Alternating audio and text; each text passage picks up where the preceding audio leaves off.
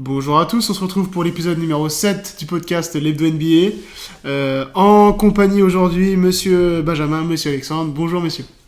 Salut Léo, salut Alex, salut à tout le monde. Salut Ben, salut Léo, salut tout le monde, j'espère que ça va. Alors, on enregistre ce podcast pour une nuit folle, Une nuit un débrief fou, une nuit historique, des performances absolument incroyables la nuit dernière. On va en citer quelques-unes comme ça à la volée, mais 70 points de Joel Embiid, 62 points de Karl Anthony Towns, des triples-doubles à tir-larigot.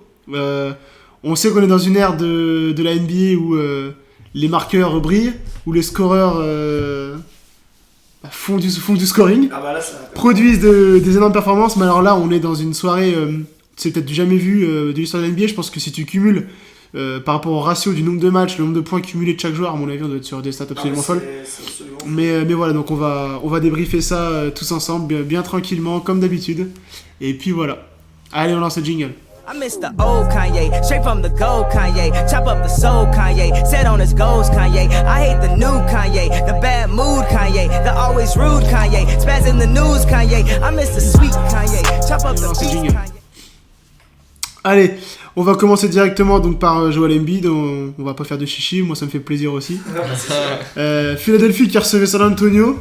Donc les Spurs qui n'ont pas démérité, un score final de 123 à 133. Avec un Victor Wembanyama qui a fait ses stats, 28 minutes pour 33 points, 7 rebonds. Après bon, il a eu les fautes assez rapidement dans le match, notamment par l'activité de Joel Embiid. On va pas se mentir, mais bon, c'est pas du tout ridicule de la part de Victor. Et puis par contre, de l'autre côté, donc on a Joel Embiid qui, en 36 minutes, a scoré 70 points, pris 18 rebonds, dont 9 offensifs, 5 assists. Il est à 24 sur 41 au tir et 21 sur 23 au lancer. Bon, il met un 3 points, il est à 1 sur 2 à 3 points. Donc bon, on va dire qu'il n'a pas arrosé, il s'est plutôt concentré sur ce qu'il sait faire de mieux. Donc voilà, est-ce qu'on peut débattre un peu de la performance. Puis après, on partira sur la suite de la soirée. Je vais commencer, tu l'as dit, 70 points, il bat le record de franchise qui était avant détenu par Will Chamberlain qui était 68 points, donc déjà historique. Soirée deuxièmement historique parce que c'est la première, je crois la 4e fois de l'histoire si je dis pas de bêtises où on parlera de Karl Anthony Towns, mais on a deux joueurs qui a plus de 60 points sur la même soirée. Je crois que c'est la dernière fois, c'est dans les années 70, donc c'est doublement historique. Et au-delà de ça, cette performance de Joel Embiid, moi je suis pas surpris parce que quand on voit son rendement depuis le début de saison, on savait que ça allait arriver au bout d'un moment, qu'il allait péter les compteurs comme il a fait. Honnêtement, sur son match, j'ai regardé ce matin le replay du match, il a été méthodique, c'est-à-dire que c'est le nouveau Joel Embiid, c'est-à-dire que c'est plus un Joel Embiid qui va se perdre à vouloir prendre des tirs casse-croûte à 3 points loin du cercle. Il a fait ce qu'il savait faire, enfoncer les défenses, il a fait comme... il avait très très bien fait contre Minnesota, il les a allumés à mi-distance en tête de raquette, son shoot de signature il est quasiment imbattable. Et où il a été très très bon, c'est qu'au final, où il était très bon au final, c'est que ce qui s'est passé, c'est que il allait provoquer des fautes à Victor. Et en fait, Victor, quand on regarde le résumé, on a très peu de moments, en fait les deux sont en face à face. Parce que tout simplement, sur les 5 fautes que Victor prend, il y en a 4 qui viennent de Embiid, donc il l'a très bien provoqué, il a poussé Victor à la faute, ce qui a été très malin et judicieux de sa part. Je crois que de mémoire, il doit tirer plus de 20 lancers francs sur le match, je crois qu'il a 21 sur 23. Donc c'est aussi, on connaît, Joel Embiid, c'est pour ça que de temps en temps il a double tranchant en playoff, parce que c'est quelqu'un qui va beaucoup aller chercher sur des points sur la ligne des lancers et des coups de sifflet qu'il n'a pas forcément en playoff. Mais sur cette performance, honnêtement, il n'y a rien à dire, quoi. C'est une masterclass de A à Z.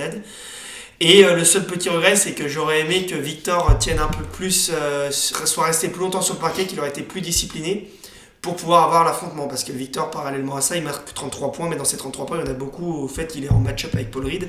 Et c'est Joel qui est sur le Ouais, bien sûr. Donc voilà.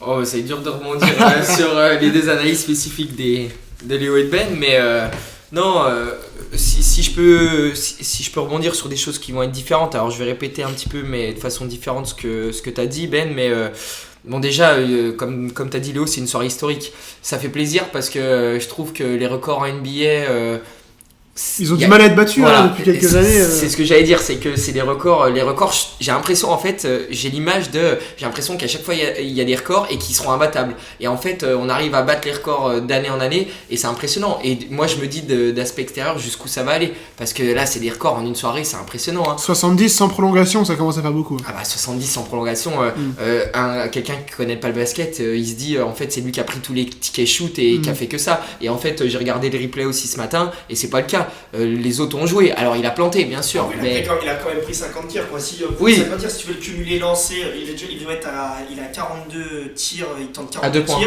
41.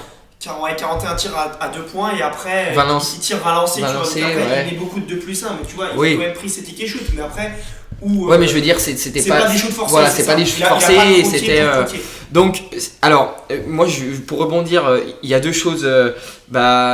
Pour moi, on a vu un vrai Joel Embiid intérieur sur le match là. J'ai regardé les replays et on voit vraiment là que Embiid il joue vraiment à son poste. Moi, j'ai un peu de mal avec les intérieurs qui bombardent à 3 points. Là, quand on voit qu'il fait que 50% à 1 sur 2, tu vois pourtant, un intérieur qui bombarde à 3 points, on va en parler juste après. Mais... Oui, bien sûr, mais c'est le basket moderne. Ouais. Mais j'ai un peu de mal. Mais ce que je veux dire, c'est que lui, en fait, je pense que déjà, ça a été très bien joué tactiquement parce que le coach a très bien ciblé et il avait ciblé Victor par Embiid et il a fait le taf. Après, les stats sont incroyables, je peux pas rebondir là-dessus, mais il a joué son vrai jeu d'intérieur. Après, pour pas répéter ce qu'a dit Ben et pour pas répéter ce qu'a dit Léo, mais moi ce qui m'intéresse au-delà de ça, c'est que là pour moi, on a eu un match d'une superstar et d'une superstar en devenir.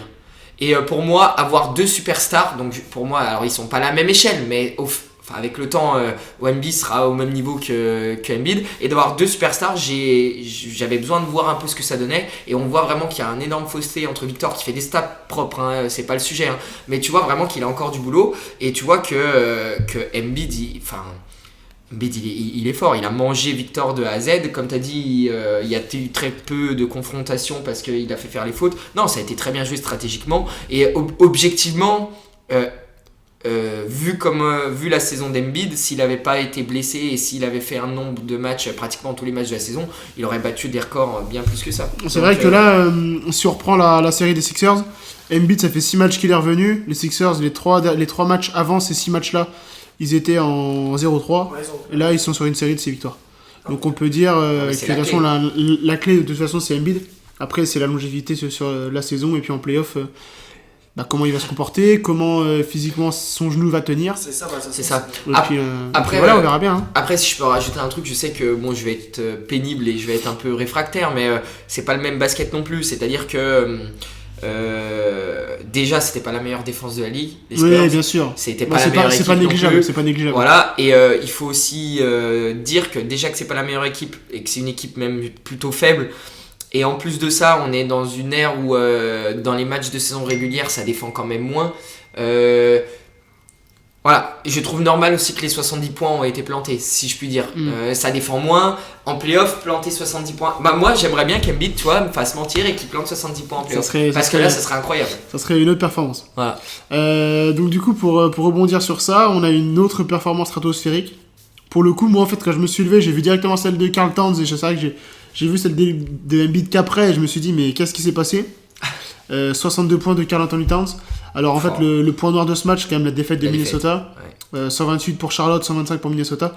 On a quand même un mec qui en fout 62 mais son équipe ne gagne pas. C'est un peu problématique dans le sens où c'est quand même la meilleure équipe de la ligue, mais ça reflète peut-être aussi une chose, le fait que le jeu de Minnesota c'est pas un jeu d'isolation et pas un jeu personnel mais un jeu collectif qui était bien rodé depuis le début de l'année. Et là même si on a Karl Towns qui a pris un gros coup de chaud, au final l'équipe ne gagne pas. Avec Edwards qui a pris que 11 tirs, ceci explique cela. Mais en même temps, quand t'as un Karl Anthony Towns qui en plante 62, qui fait 21 sur 35 et qui fait 10 sur 15 à 3 points, mais c'est fou. Ce mec est pivot.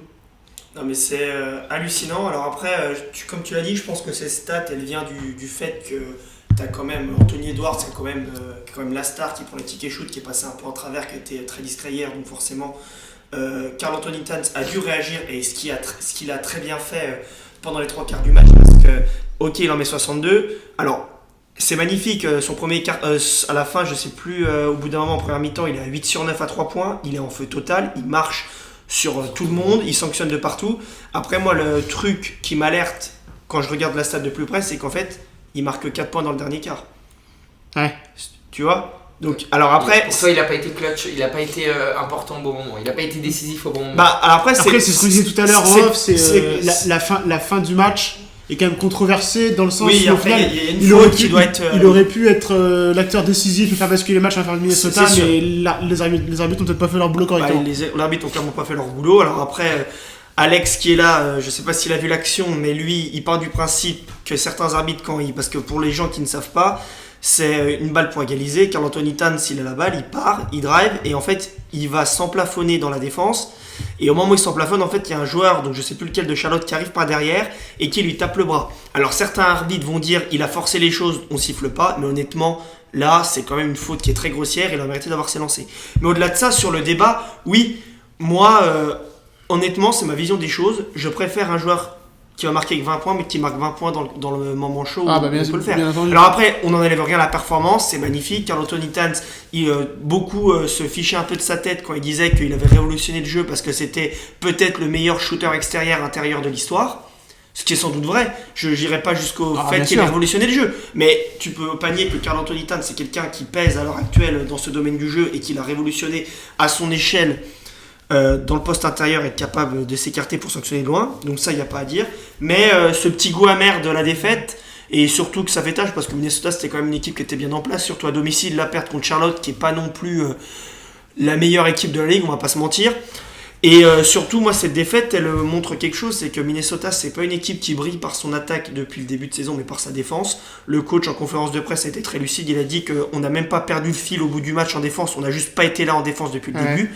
Et pour moi, cette défaite, elle montre que Minnesota, s'ils veulent aller loin, parce que vu leur classement, on va pas se mentir, Minnesota, on les attend aussi en playoff, quoi. Genre Minnesota, là, ils sont là. Bien sûr. Je pense qu'il n'y a pas de débat pour dire qu'ils vont en playoff, on les attend en playoff. Ils affichent un vrai visage de favori quand même depuis le début de la saison. Donc c'est pour ça, et je pense que Minnesota, il faut bien se mettre en tête que si Minnesota ira loin, c'est pas par rapport à son attaque, c'est pas une équipe qui gagne en mettant plus de points que les autres, c'est elle gagne en concédant moins que les autres.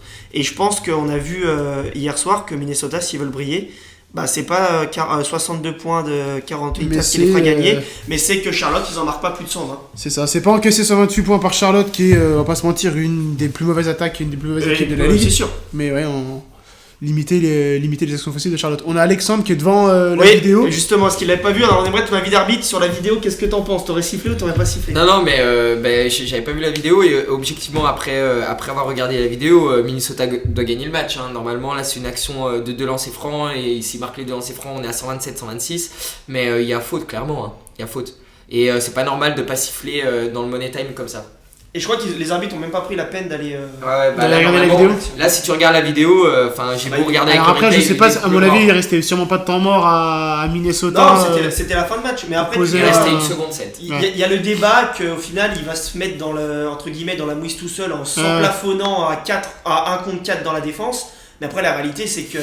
Mais c'est pas un débat parce que quand tu t'emplafonnes à 1 contre 4, ce qu'un arbitre décide, c'est que s'il n'y a pas de faute flagrante, on siffle pas. Mais là, c'est flagrant. Là, sur l'action de tir, on voit très bien, et je vois le replay, si les arbitres aillent regarder, on voit très bien le 12 là qui est derrière, qui lui éclate le bras. Arrache le bras. Donc il lui arrache le bras, donc ça c'est une faute flagrante et on doit siffler. Je suis d'accord avec donc pour moi, c'est une grosse erreur d'arbitrage. Je suis d'accord avec toi, après je fais juste l'avocat du diable, je me dis juste, t'as quand même les 2 intérieurs de Charlotte qui couvrent bien le panier, je pense que même s'il n'y a pas faute, je sais pas s'il l'avait. Mais honnêtement, pour moi, il y a faute. Et après, si juste je rebondis sur. Ben, il a tout dit.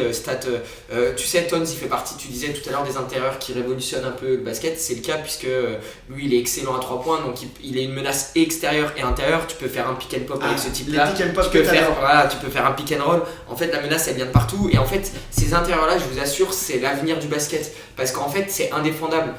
Entraîneur à l'opposé, donc si moi je suis l'entraîneur adverse d'un intérieur comme ça, je sais pas comment défendre parce que si je laisse shooter, il va planter et c'est ce qui s'est passé parce que comme tu dis, il a eu 8 sur 9 à la mi-temps, donc il prend feu et alors là, s'il prend feu après, si tu laisses driver, c'est terminé. Je confirme que défendre sur un pick and pop, même sur Touquet, c'est très compliqué, même en essayant de réfléchir à des défenses de zone, même en essayant de garder le 1 contre 1, défendre sur Touquet un pick and pop d'Alexandre, c'est très compliqué. Non, mais voilà, c'est le secret. Et stat incroyable, il montre que c'est un joueur énorme. Après, il faut rester réaliste, c'est-à-dire que on n'est plus dans une génération comme avec Michael Jordan où il pouvait se planter 62 points et faire gagner le match. Là, il y a tellement de niveaux et tellement d'homogénéité dans les équipes que maintenant il faut gagner collectivement et pas individuellement. Donc pour ouvrir un peu le débat, on est quand même sur une soirée. Alors on va pas détailler toutes les perfs de la soirée, on va ouvrir un petit peu pour... Il y en a tellement. Il y en a tellement, mais on va ouvrir un petit peu pour voir ce que vous en pensez. Mais on a un Giannis Antetokounmpo qui est en triple-double à 31 points. On a Merrill de Cleveland qui en plante 26, Victor qui en plante 33, Jared Jackson Jr. et R.J. Barrett qui sont à 27-29, Miles Bridges qui a 28 points, Jason Tatum qui a 39 points, Luka Doncic qui a 33 points, Jalen Brown qui a 33 points, 33 points, 18 rebonds, plus 18 rebonds et 13 passes, Ouais, Kobe White qui a 26, Kevin Durant qui en a planté 43, Dejounte Murray qui a 35, Harrison Barnes qui a 32. Alors, je vais sûrement poser une question, enfin, je vais enfoncer une porte ouverte. Est-ce que on est dans une ère où l'offensif, les leaders offensifs de la NBA ne pourront plus jamais être arrêtés, ou est-ce que est-ce qu'on peut quand même avoir l'espoir un jour de retrouver un champion ou en tout cas une équipe dominante type Detroit Pistons basé sur la défense quoi. Basé sur la défense. Et est-ce qu'un jour on remettra en lumière des joueurs défensifs comme ça a pu être le cas avec à la grande époque de Dwight Howard, nous, puisque on va dire notre âge et la culture qu'on a du basket et de la NBA font que entre guillemets ces joueurs-là, les Détroit, les grands défenseurs d'avant, on les a moins connus. Mais c'est vrai que moi, quand j'ai commencé à suivre la NBA, j'avais les Chris Bosh, les Dwight Howard, les Rudy Gobert, les Joakim Noah qui étaient à leur prime et qui étaient mis en lumière par leur défense. Par leur défense et qui étaient autant mis en lumière, presque autant mis en lumière que certains scoreurs. Et c'est vrai que moi, quand j'ai commencé à suivre le basket, Dwight Howard à Houston, c'était c'était un de mes joueurs préférés, c'était des highlights de partout. Et en fait, j'ai l'impression que plus le temps avance, plus cette culture défensive et cet amour de la défense, on la perd et du coup au profit de joueurs qui sortent de la fac, qui sont des joueurs qui savent tout faire, qui sont explosifs physiquement et qui du coup cartonnent tout sur le plan offensif. Alors je vais me permettre parce que je pense qu'Alex, lui qui le voit, il sera beaucoup plus compétent que moi. Oh non. Après moi, de l'échelle où je le vois, je suis d'accord avec toi. Alors au-delà, il y a 2 points.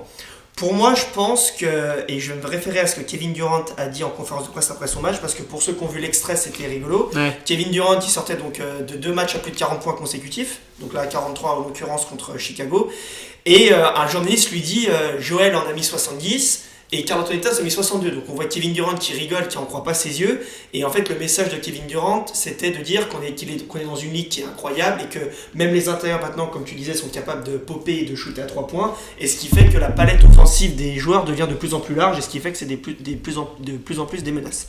Après, je pense qu'il y a un autre truc qui est un peu hors basket, je sais pas si vous faites gaffe, mais moi je le vois beaucoup, c'est qu'avant, il y a une starification des joueurs qui est de plus en plus grande dans le NBA.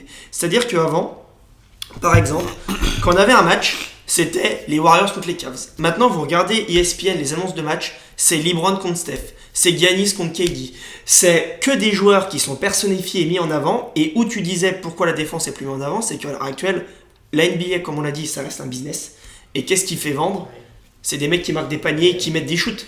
Et malheureusement, tu vois, Rudy Gobert, on l'adore. C'est un mec qui a un impact de malade. Toute personne qui regarde régulièrement du basket sait que Rudy, de par sa défense, de par les écrans qu'il va poser, de par les tâches de l'ombre qu'il va faire, il est capital, il est indispensable dans une équipe.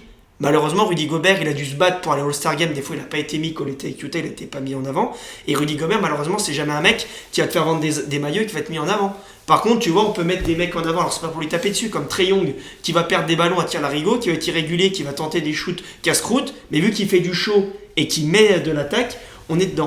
Et le dernier point pour moi, c'est qu'il y a quelque chose qui est indéniable dans NBA, c'est l'arbitrage. L'arbitrage, honnêtement Alex, je pense que tu es le mieux placé de nous tous pour le parler. Quand tu passes d'un match Euroleague à un match NBA, mais la permission que les attaquants ont sur la défense, ça devient irréel quoi. Maintenant pour défendre, limite, faudrait que les mecs ils aient plus de bras quoi. Parce que dès que tu as un tout petit contact, tu peux l'avoir. Ouais, bien sûr. Les mecs, alors tu vois, ils ont passé une réglementation parce que pour ceux qui regardaient, pour nos auditeurs, je sais pas l'âge qu'ils ont, mais pour ceux qui se rappellent des Houston Rockets de James Harden, il y a des séquences où James Harden, tu le vois, il prend la balle et il balance les bras en avant pour s'emplaffer dans le défenseur. Honnêtement, le défenseur, il peut rien faire, quoi. À part le laisser passer, il peut rien faire. Donc moi, je trouve qu'en fait, dans cette ligue, il y a une mise en avant des stats individuelles offensives, surtout, qui fait qu'on arrive à avoir des cartons de plus en plus grands. Par contre, il faut pas négliger, et je rejoins Kevin Durant, parce que c'est pas noir ou blanc. De l'autre côté, je pense qu'on a des joueurs qui sont de plus en plus polyvalents, qui posent de plus en plus de problèmes, et qui ont une palette technique offensive qui permet de leur marquer des points dans toutes les situations possibles. Moi, j'aimerais lancer Alexandre sur une question. Alors, En fait, ça me vient comme ça. Quand je vois les noms défensifs de la Ligue actuellement, donc Marcus Smart, Michael Bridges, Jaren Jackson Jr., Giannis, on peut mettre Giannis, est-ce que c'est par rapport à avant des joueurs défensifs vraiment du même niveau que ce qu'on avait avant? Et surtout, est-ce que la formation du coup maintenant est... Je pense que j'ai ma réponse, mais j'ai l'impression que la formation est vraiment axée sur les profils offensifs. Et je ne critique absolument pas les qualités de ces joueurs-là. Marcus Smart, c'est un super défenseur extérieur. Jaren Jackson Jr., c'est très solide. Mais c'est vrai que quand on compare par rapport à ce qu'il y avait avant défensivement, j'ai quand même l'impression qu'on a perdu en gamme. C'est compliqué à répondre. En fait, c'est compliqué à répondre parce que c'est un tout qui provoque ça. Alors pour répondre, je vais répondre succinctement à ta question. Déjà, c'est difficile de comparer les générations parce que c'est pas les mêmes athlètes, pas les mêmes basketteurs. Maintenant, si je te compare la capacité technique et individuelle du défenseur, si on compare techniquement un défenseur d'avant et un défenseur maintenant, tu te rends compte que les défenseurs de maintenant, ils défendent pas et ils ne savent pas défendre. Sur la mobilité des appuis, la rapidité, la prise en compte adverse du cylindre, le déplacement latéral, le déplacement horizontal, vertical, tout ça, tu vois que c'est moins travaillé et que objectivement pour répondre, non, c'est pas du tout les mêmes défenseurs. Après, comme tu as dit, il l'a dit, maintenant, ce qui fait vendre, c'est l'attaque. C'est pas la défense, c'est celui qui marque le plus. Maintenant, j'avais envie de te dire, à l'époque, un mec qui faisait un gros contre, pour nous, c'était aussi jouissif qu'un mec qui marquait un 3 points. Maintenant, un mec qui marque un 3 points... Le fameux block by James. Bah exactement. Maintenant, non, mais voilà, mais c'est vrai. Maintenant, t'as une action de N1 à 3 points, bah ça y est, t'es ravi. Et ça, c'est l'effet Curry aussi, mais bon, je vais pas y revenir. Et pour répondre à ta question plus précisément, je pense que on forme plus les joueurs maintenant, et je vois, on en discute avec les entraîneurs, je vois dans les centres de formation français, mais on en discute à l'échelle mondiale. On forme maintenant tout le monde sur les palettes offensives. Ce qui fait qu'on se retrouve avec des intérieurs comme des extérieurs qui savent shooter à 3 points, qui savent manipuler le ballon, voilà. Mais par contre, défensivement, on leur apprend pas grand chose parce qu'en fait, on a des joueurs plus athlétiques qu'avant, et donc on estime que ces joueurs-là seront en capacité de défendre. Sauf que défendre, c'est un art et c'est un vrai apprentissage. Et le deuxième effet aussi, tu parlais d'arbitrage, je pense que c'est ça. Avant, dans les années 80, les contacts étaient beaucoup plus permissifs que maintenant. Avant, un match de basket, ça ressemble à un match de hand aujourd'hui. C'est-à-dire qu'avant, pour avoir une faute flagrante, donc une faute antisportive, pour avoir une disqualification d'un joueur, il fallait que tu te bagarres et que tu donnes un coup de poing. Mais moi, je vois des actions des Detroit Pistons à l'époque où c'était les bouchers. Il y avait des... non, mais c'est vrai, il y avait des énormes fautes et les arbitres sifflaient, mais des fautes simples. Maintenant, je trouve qu'on tombe dans l'abus de la faute flagrante, et dès qu'il va se passer un petit coup plus violent que les autres, mais qui n'est pas impressionnant, on va siffler des fautes, et en fait, bah, en sifflant comme ça, bah, tu pousses les joueurs à ne plus défendre et à laisser l'attaque marquer. Et donc, juste, je fais une corrélation entre les points qui sont marqués, les superstars de maintenant et avant. Maintenant, c'est beaucoup plus facile de marquer parce que justement, on donne énormément de liberté à l'attaque, on siffle tout aux défenseurs, et en fait, tu ne peux plus défendre. Maintenant, t'es une superstar en NBA, tu défends sur une superstar en NBA, t'es sûr que tu prendras des fautes. Ah bah c'est sûr. Et c'est dommage. Donc, pour répondre à ta question, je pense qu'on est dans une ère où ça va monter que crescendo, malheureusement, parce que nous, ce qu'on veut, c'est du spectacle. Les gens, ils viennent pour du spectacle et pas pour de la défense. Sauf que Michael Jordan disait quelque chose, c'est que l'attaque te fait gagner les matchs, mais la défense te fait gagner les titres. J'allais y venir. Voilà. J'allais y venir. On va bientôt conclure, mais justement, j'allais y venir. Oui, l'attaque, ça fait vendre. Mais ouais, ce qui fait gagner, c'est la défense. Là, on suit un peu la NFL en parallèle. J'écoutais un podcast ce matin justement sur le débrief des Divisional Round. Et c'est vrai que les mecs du podcast, en fait, ils expliquaient que Baltimore, pour l'instant, c'est la meilleure défense de la ligue. Et c'est sûrement ce qui leur permettra, s'ils vont au Super Bowl, de gagner. Et à l'inverse de Houston, s'ils seraient passés. Oui, c'est des équipes qui ont des attaques spectaculaires, mais défensivement, c'est trop juste. Et c'est vrai que justement, j'allais y venir. Enfin, l'attaque fait vendre, mais au final, quand t'es coach et quand t'as un staff technique, est-ce que se focaliser sur la défense, ça serait pas le plus important pour construire une saison ? Ça, c'est une question. Ça, c'est les philosophies. Merci. Les philosophies différentes des entraîneurs. T'en as qui sont basés sur l'attaque, d'autres sur la défense. dans le temps, si tu regardes, et c'est pour ça que les entraîneurs serbes gagnent beaucoup de titres dans n'importe quel championnat et avec n'importe quelle équipe, parce que eux c'est axé défense. Oui, la défense fait gagner. Et d'ailleurs, si tu regardes sur les derniers matchs de NBA, sur les dernières équipes qui ont gagné, c'est des équipes qui, pendant les playoffs, défendaient comme des porcs. Et c'est pour ça qu'en fait, ça m'attriste, parce que on permet aussi des stats comme ça, aussi impressionnantes à ces joueurs-là, mais on fait rien défensivement pour les arrêter. En fait, j'ai l'impression que les joueurs en NBA maintenant, ils aiment pas défendre. Parce que en vrai, un joueur comme ça, moi je suis entraîneur, je me dis, imagine, je joue par exemple contre Embiid. C'est pas une critique de fila, hein, pas du tout. Mais moi, je suis entraîneur en face, je me dis, tu fais prise à 2 à chaque fois sur Embiid. Et moi, ce que je veux, c'est qu'il lâche la balle. Et si eux, ils plantent, c'est eux qui plantent. Mais au moins, ce sera pas lui. Et tu vois, et je me dis, ça, je le vois pas en NBA. Tu vois, je le vois pas. Donc, pour répondre à ta question, moi, personnellement, j'ai envie de te dire, l'équipe qui défendra le mieux, donc l'équipe qui encaisse le moins, c'est l'équipe. De toute façon, il y a 2 philosophies des entraîneurs. Soit l'entraîneur, il décide, il faut marquer 1 point de plus que l'autre. Soit l'entraîneur il décide que il faut que l'équipe adverse marque pas tant de points. Ouais. Voilà, moi je pense que si tu défends bien, tu gagneras. Parce que t'encaisses pas, et alors juste je termine, parce que là je te parle entraîneur, la défense conditionne ton attaque. Si tu défends bien, t'as des contre-attaques, t'as des paniers faciles. Si tu défends bien, t'as la confiance en attaque et tu marques plus facilement. Et je pense qu'en NBA, il y a certaines équipes qui se détournent de ça, alors que s'ils commençaient d'abord à bien défendre, je pense qu'on aurait des surprises sur des équipes qui sont milieu de tableau. De toute façon, il a tout dit. Pour ceux qui suivent sur le basket moderne, je pense qu'en coach, il y avait une philosophie offensive. Je pense qu'on a tous les mêmes qui nous vient en tête. C'était Mike D'Antoni avec les Rockets, où c'était tout pour l'attaque, tir à 3 points, tir à rigo. Ça, j'avais tout pour l'attaque, bien sûr. Oui, pour le tout pour l'attaque. Et au final, Mike D'Antoni, on a bien vu, les Rockets, ils étaient proches. Hein, ils ont chuté plusieurs fois en finale de conf contre les Warriors, mais c'est jamais passé. Alors qu'au final, il y a une constante. Que vous preniez n'importe quelle équipe championne NBA sur les 10 dernières années, c'était tout le temps des grosses défenses. Voilà. Pas forcément, je vous dis pas des cadenas qui prenaient moins de 100 points, mais c'était juste des équipes qui étaient capables, à certains moments, dans les moments chauds, de faire des gros stops qui font tourner un match. Et si tu vois, tu faisais le parallèle avec la NFL, et pour moi, dans tous les sports collectifs, le parallèle peut être fait.